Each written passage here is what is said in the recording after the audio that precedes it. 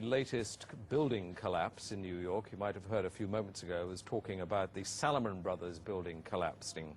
And indeed it has. Apparently that's only a few hundred yards away from where the World Trade Center towers were. And it seems that this was not a result of a new attack. It was because the building had been weakened during this morning's attacks. We'll probably find out more now about that from our correspondent, Jane Stanley. Jane, what more can you tell us about the Salomon Brothers building and its collapse? Well, only really what you already know. Details are very, very sketchy. There's almost a sense downtown in New York behind me, down by the World Trade Centers, of just an area completely closed off as the rescue workers try to do their job. But this isn't the first building that has suffered as a result. We know that part of the Marriott Hotel next to the World Trade Center also collapsed as a result of this huge amount of falling debris from 110 floors of the two twin towers of the World Trade Center. As you can see behind me,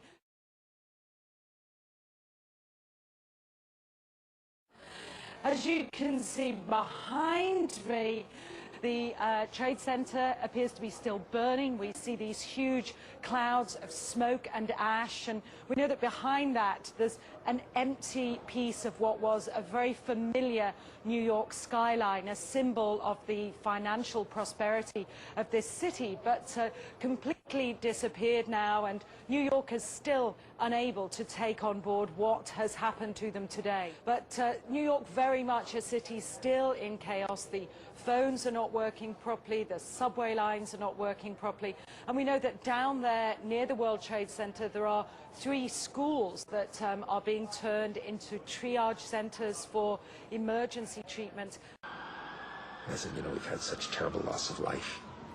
Maybe the smartest thing to do is pull it.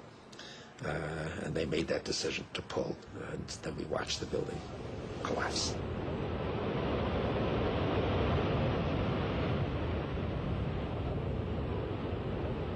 We're completely flabbergasted by it and just couldn't comprehend it. I mean, it almost sounded too far-fetched. I was wondering what it's felt like for you being in Manhattan. Well, unfortunately, I think we've lost the line with Jane Stanley in Manhattan. Perhaps we can rejoin her and follow that up later.